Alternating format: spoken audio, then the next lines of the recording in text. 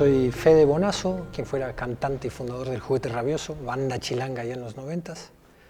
Soy músico de cine, a eso me dedico para vivir, y tengo una vocación literaria desde hace muchísimo tiempo, desde chavito, que ha ido resurgiendo en los últimos tiempos, y acabo de publicar hace un par de años salió una novela mía, dando pie a esta otra faceta mía de escritor. Yo nací en Argentina, soy hijo de opositores políticos a lo que fue la dictadura sangrienta de Videla y compañía. Mis padres eran perseguidos políticos. Cuando vino el golpe de Estado en el 76, mi hermana y yo teníamos unos 8 años, y a diferencia de otras familias que lograron escapar de Argentina, y a diferencia también de las trágicas historias de militantes asesinados, nuestra familia se quedó viviendo en la clandestinidad varios largos meses, más de un año y pico.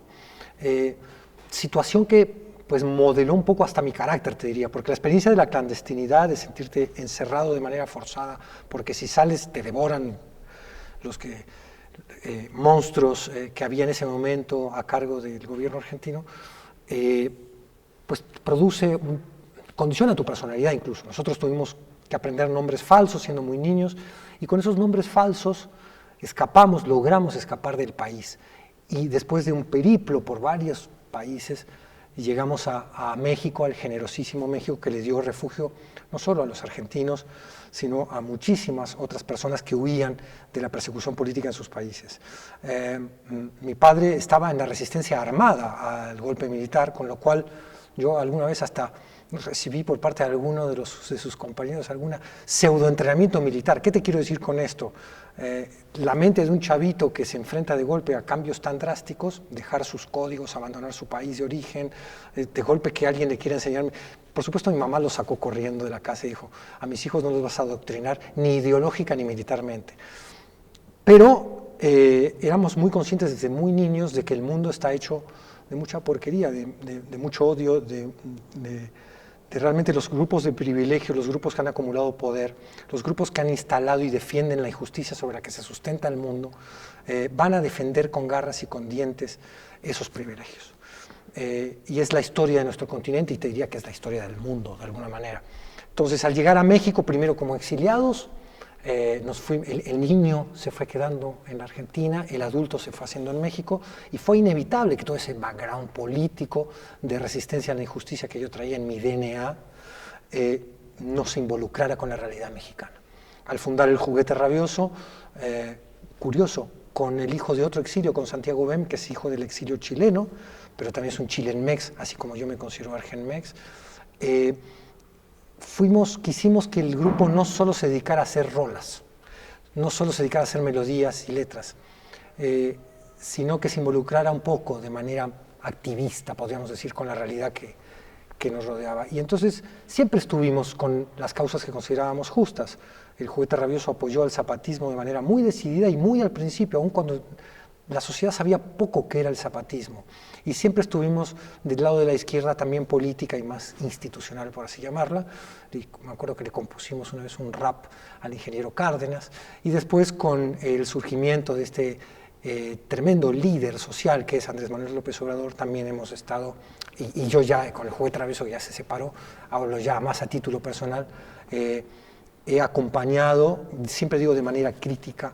Cuando digo crítica me refiero a que creo que el mayor favor que uno le puede hacer a un proceso como la 4T es acompañarlo no sin ver virtudes y efectos, y solo desde la esperanza. Creo que el pensamiento crítico es fundamental para que se consolide un proyecto tan importante como este, tan transformador de una realidad mexicana que era oprobiosa en muchísimos aspectos. Ese es un poco el camino que yo hice y por qué apoyo este proceso.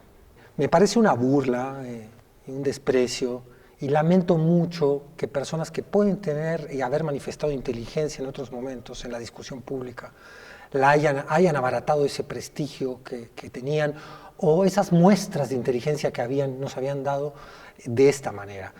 Muchas son una burla. Concretamente, la aseveración del golpe de Estado me pareció una burla a los que hemos vivido en carne propia un golpe de Estado. Me parece que es una trivialización y un reduccionismo que raya en la falta de respeto. con las personas que puedan haber vivido lo que es la represión en serio, ¿no? Cuando se lo compara al presidente con el Führer, es una falta de respeto a las víctimas del nazismo. Cuando se lo compara con Díaz Ordaz, es una falta de respeto con los estudiantes encarcelados o asesinados en el 68.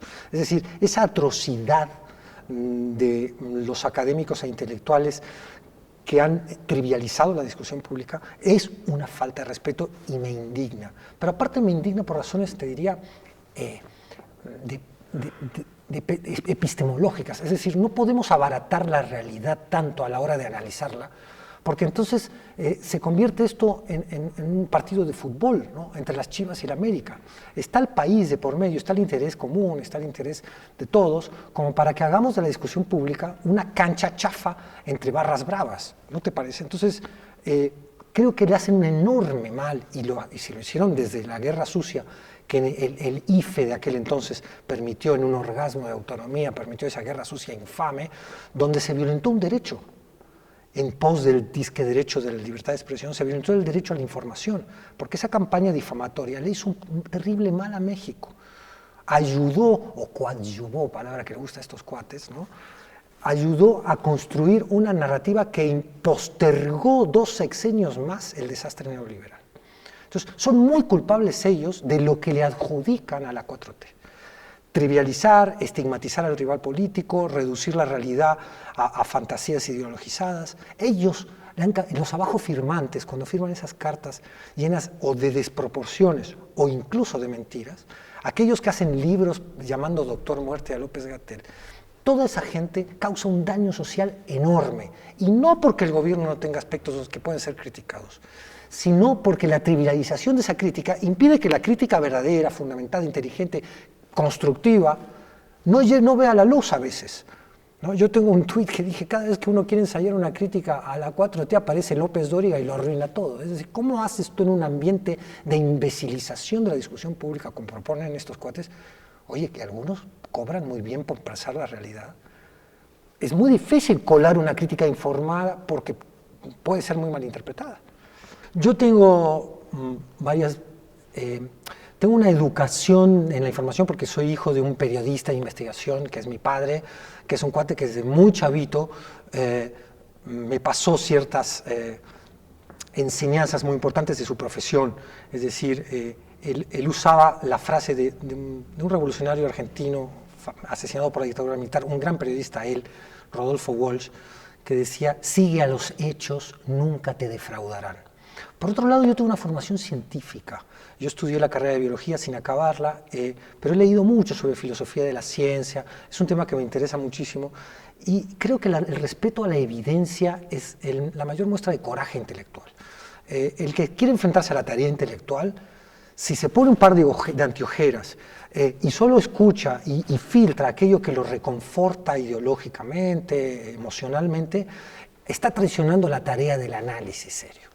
Entonces yo me enfrento desde una actitud muy crítica y los escucho y los leo porque a veces en alguno de estos personajes se puede filtrar alguna verdad que es atendible. Ayudan a que uno sofistique también su pensamiento. Por ejemplo, cuando tú escuchas a los nuevos anarcocapitalistas que vienen pegando fuerte, o la ultraderecha que en un acto de desesperación ante la debacle del neoliberalismo se ata a los dogmas más fuertes de lo que sería la teoría económica ultraliberal. Escuchas a estas bestias diciendo que hay que desaparecer el Estado y te citan a Hayek, a la escuela de Viena. Bueno, tú tienes que decir, ¿quién era Hayek? ¿Qué dijo Hayek? ¿Qué es la escuela de Viena? ¿Qué proponía Friedman? ¿Quiénes lo contrastaron? ¿Hay algún pensador? Soy un músico, pero me he tenido que sofisticar un poco el pensamiento político, hasta leer algo de teoría política, de filosofía política, para decir, a ver, ¿dónde está la discusión elevada o más sofisticada con la que yo pueda aportar algo?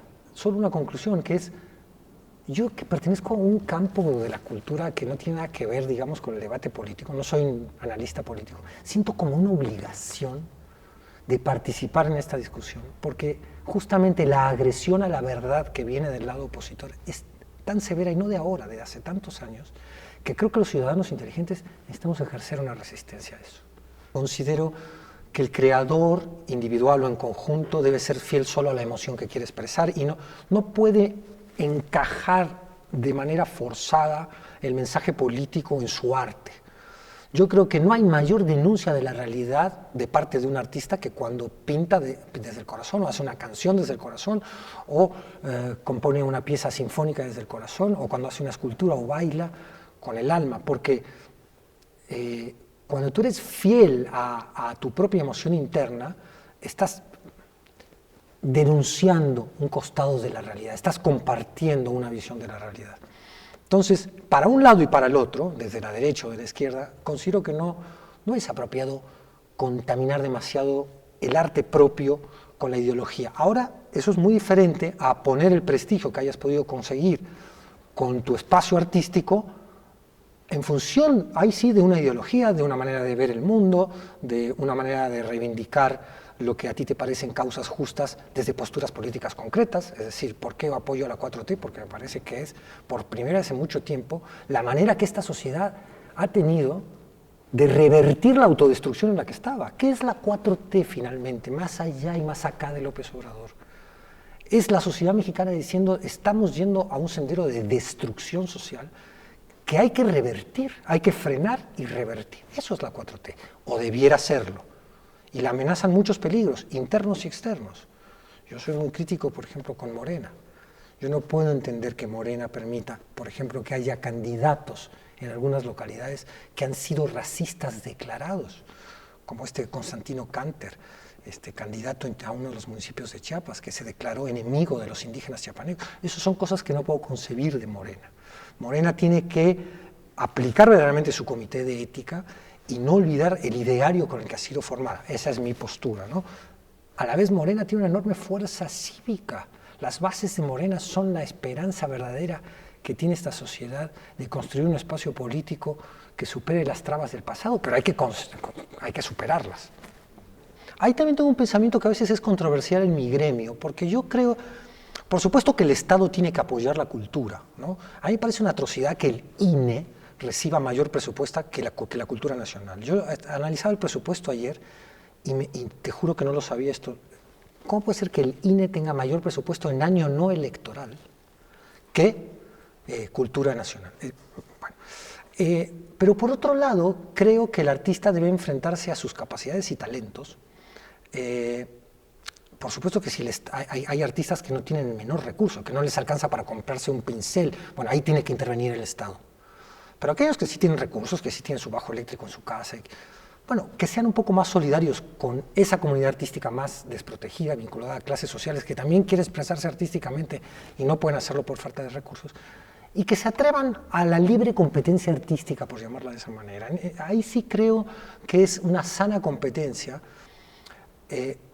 cuando nace. Luego también hay un sistema muy perverso, por supuesto eco del neoliberalismo, que permea en la exposición, en la exhibición de la obra artística. Es el caso del cine y de la música, es decir, muchas rolas no llegan nunca a poder mostrarse en Spotify porque los artistas no tienen la lana para pagarle a Spotify una exposición más amplia.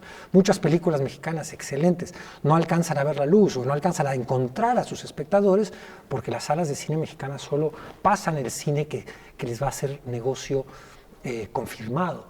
Entonces, ahí es donde tiene que intervenir el Estado. Y bueno, el COVID ha enrarecido todo. O sea, hay recursos que se le han robado a cultura, o se le han sacado a cultura para apoyar la reconversión hospitalaria, lo que era urgente. Y yo estoy de acuerdo que el Estado priorice, ¿no? Ahora, dentro de esa priorización, yo digo, ¿por qué le das más a estas áreas y a cultura menos? También, ¿no? Ahí hay pues, un debate que es permanente y al que hay que enfrentarse con valentía, ¿no? Hay que escuchar a las comunidades artísticas, culturales, hay que escuchar a la comunidad científica. Algunas de sus voces sí realmente se defienden desde una burbuja de privilegios a la que estaban acostumbrados, y otras no, otras tienen miedo de que haya, por ejemplo, que la Sedena esté en el consejo del CONACYT, ¿no? En fin, son discusiones que la sociedad tiene que dar, ¿no? Pero no estoy de acuerdo con la narrativa, con el relato de que este gobierno autoritario se ha metido en la ciencia, en la cultura, a rajatabla, porque la evidencia nos dice que no es así. Muchas gracias. El Diario Negro de Buenos Aires es una novelita que, fíjate qué curioso, Diario Negro de Buenos Aires, se edita primero en México que en Buenos Aires. Yo siempre hablo de la generosidad maravillosa de este pueblo. A mí, cuando me dicen, bueno, pero te recibió el Estado mexicano en su política de asilo a refugiados, digo, sí. Sí, pero los que nos recibieron de verdad fue el pueblo, ¿no? La señora de Abarrotes, el primer contacto con el señor de los tacos, la salsa verde. El pueblo de México fue el que recibió a los exilios y muy generosamente compartió con los refugiados el espacio vital, el trabajo, los recursos, la amistad, los equipos de fútbol, todo. Este pueblo mexicano es profundamente generoso, y lo digo y me conmuevo, porque es algo muy enraizado en mi experiencia personal. Tanto que bueno que esta novela me la han publicado en México, para mí es un orgullo.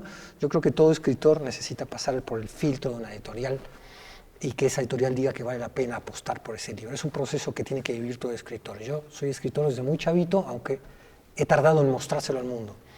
Y la novela, que quedó un poco su promoción detenida por la pandemia, es una novela que la desata un hecho autobiográfico, que es el intento que yo hago cuando el juguete rabioso se separa y me quedo un poco triste. Además gana Fox, entonces me digo, me voy de aquí. Y me voy un año a intentar vivir en la Argentina. Y fracaso en mi regreso. Ese regreso fallido a Ítaca, ese ideal que uno tenía de lo que era el origen, me confronta con mi identidad, me hace ver que yo ya soy un híbrido, y qué bueno, y desata toda una imaginería literaria donde yo exagero todo y lo potencio a situaciones delirantes. Mucha gente me dice, ¿es autobiográfico tu libro? Y le digo, sí, pero si tú ves las cosas que le pasan al personaje, pues te das cuenta que no son autobiográficas, son exageraciones literarias de un sentimiento vital. Y ahí está el Diario Negro, les traje un ejemplar de regalo, o dos, a ustedes, a la 4T, con mucho cariño, porque quiero felicitarlos por este espacio. Me parece que es un espacio inteligente donde se puede abrir una discusión muy importante. Y esa es la novela, ese es el Fede escritor que todavía está dando sus primeros pasos en el mundo editorial.